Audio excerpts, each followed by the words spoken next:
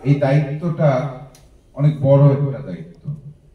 হয়তো একটা ছোট হলরুমে প্রোগ্রাম হচ্ছে, হয়তো এখানে হাজার হাজার মানুষ নাই, কিন্তু কাঁধের উপর যে দায়িত্বটা এসে পড়েছে এই দায়িত্বটা অনেক বিশাল।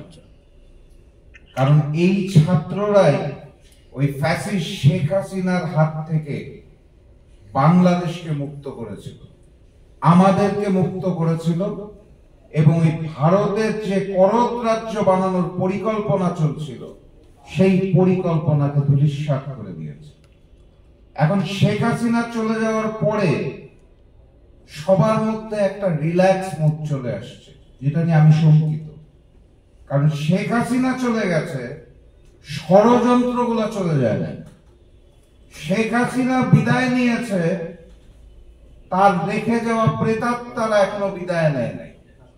হঠাৎ করে সচিবালয়ে আগুন জ্বলে উঠছে, বিভিন্ন দেয়ালে হঠাৎ করে জয় বাংলা লেখা চোখে পড়ছে।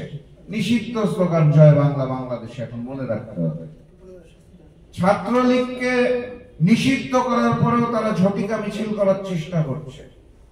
সচিবালয় থেকে প্রশাসনের বিভিন্ন জায়গায় এখনো আওয়ামী প্রেতাত্মাদের দূর করতে পারেনি অন্তর্বর্তী সরকার।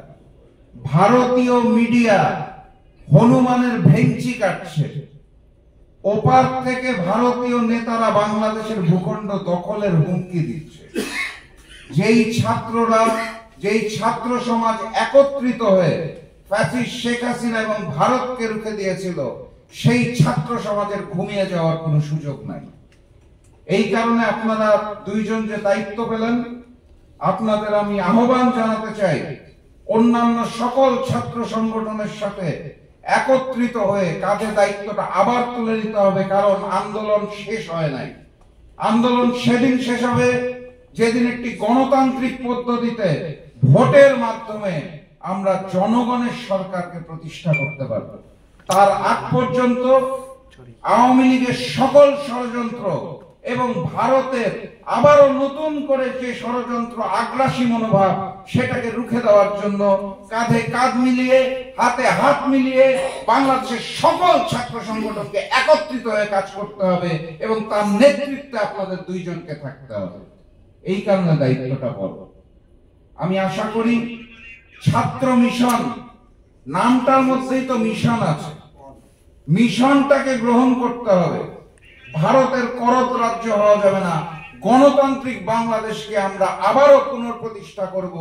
এই মিশন নিয়ে মহান রব্বুল আলামিনের নামে শপথ নিয়ে আজকে থেকে আপনারা রাজপথে নেমে যান। আমাদের সকলের দোয়া আপনাদের সাথে থাকবে এবং প্রয়োজনে যখনই ডাক দিবেন আপনাদের সাথে আমরাও রাজপথে নামবো ইনশাআল্লাহ। কিন্তু বাংলাদেশকে আর কখনোই ভারতের করদ রাজ্য হতে দেওয়া যাবে না। আওয়ামী লীগের রাজনীতিকে বাংলাদেশ থেকে চিরতরে নিষিদ্ধ করতে হবে। এই শপথ নিয়ে ইনশাআল্লাহ আজকে এখান থেকে বের হব। আবারও দেখা হবে, আবারও কথা হবে। আজকের মতো বিদায় নিচ্ছি এবং আপনাদের আবার শুভেচ্ছা জানাচ্ছি। বিজয়ের পথে যাত্রা শুরু, জীবন অথবা মৃত্যু। আসসালামু আলাইকুম।